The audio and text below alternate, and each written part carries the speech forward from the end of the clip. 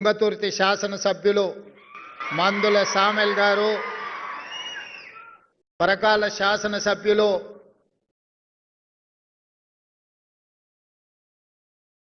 పరిగి శాసనసభ్యులు మిత్రులు రామ్మోహన్ రెడ్డి గారు, శాసనసభ్యులు మిత్రులు నాగరాజ్ గారు, ప్రభుత్వ సలహాదారులు, వివిధ కార్పొరేషన్ల చైర్మన్లు,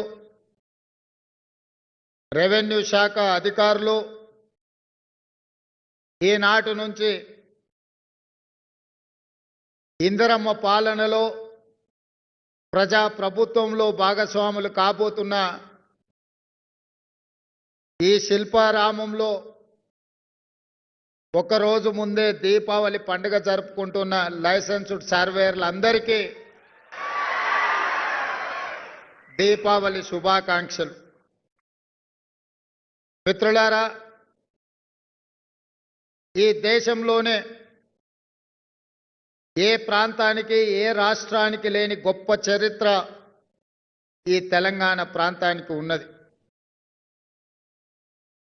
నాతో పాటు ఈ తెలంగాణ చరిత్ర మీద అవగాహన ఉన్న మీకు రాజులు రాజ్యాలలో యుద్ధం చేసుకున్నది ఈ భూమి మీద ఆధిపత్యం కోసమే. అదే కాదు, ఆనాడు జల్ జమీన్ జంగుల్ అనే నినాదంతో పోరాటం చేసిన కొమరం భీముడు ఈ భూమి కోసమే. ఆ తర్వాత తెలంగాణ సాయుధ రైతాంగ పోరాటం నల్గొండ వరంగల్ జిల్లాలలో ఎర్ర జెండా ఎగిరింది ఈ భూమి కోసం, భుక్తి కోసం, విముక్తి కోసమే. ఉమ్మడి రాష్ట్రంలో అయినా, ప్రత్యేక తెలంగాణ ఉద్యమంలో అయినా ఈ ప్రాంత ప్రజలు కన్న తల్లి మీద ఎంత మమకారాన్ని చూపించిండ్రో సొంత గ్రామంలో భూమి మీద కూడా అదే మమకారాన్ని, అదే అనుబంధాన్ని కొనసాగించింది.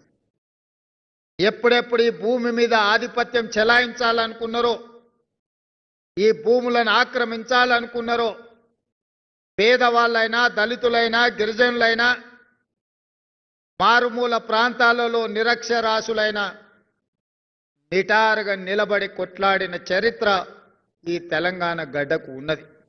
దానికి ఉదాహరణనే ఇస్నూరి దొరలు చెరబట్టాలనుకున్న ఎకరమో 2 ఎకరాల భూమినో ఒక సామాన్యమైన ఆడపడుచు చాకలి ఐలమ్మ భూమిని దొరలు ఆక్రమించాలనుకుంటే చాకలి ఐలమ్మ వీరనారి చాకలి ఐలమ్మగా మారి ఈనాడు తెలంగాణ ఉద్యమానికి స్ఫూర్తిని అందించిందంటే దానికి కారణం భూమి అన్న సంగతి మీరందరూ గుర్తించాలి.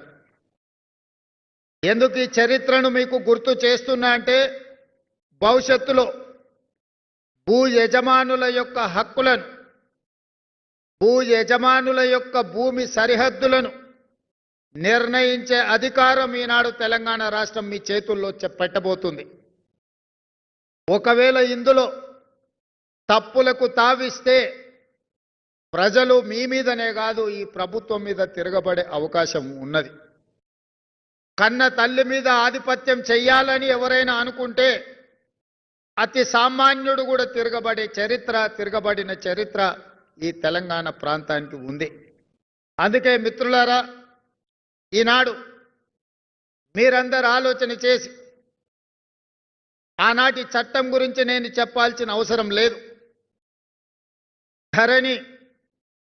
ధరణి అనే చట్టం కొద్ది మంది దొరలకు చుట్టంగా మారింది. ఈ ధరణి దరిద్రం ఒక ఎంఆర్ఓను పెట్రోల్ పోసి తగలబెట్టిన చరిత్ర ఈ తెలంగాణలో ఉంది.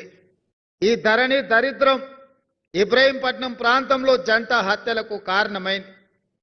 ఈ రకంగా ధరణి దోపిడీ గురించి, ధరణి చట్టాన్ని అడ్డం పెట్టుకొని ఈ భూమి మీద ఆధిపత్యం చెలాయించి దోసుకోవాలనుకున్న దొరలకు మొన్న జరిగిన ఎన్నికల్లో ప్రజలు గుణపాఠం చెప్పి బంగాళాఖాతంలో విసిరేసిండ్రు.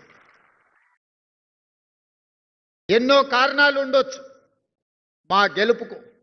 కానీ వాళ్ళ ఓటమికి ప్రధానమైన కారణం ఈ ధరణి అనే భూతాన్ని పెంచి పోషించి ఈ భూమి మీద ఆధిపత్యాన్ని సాధించాలని ఒక కుటుంబం ఒక రాజకీయ పార్టీ అనుకోవడంతో వాళ్లకు గుణపాఠం చెప్పాలి, ఈ భూమికి విముక్తి కలిగించాలి అనే 4 కోట్ల తెలంగాణ ప్రజలు నిర్ణయించి ఈనాడు ఇందిరమ్మ రాజ్యాన్ని ప్రజా పాలనను అధికారంలోకి తీసుకొచ్చారు.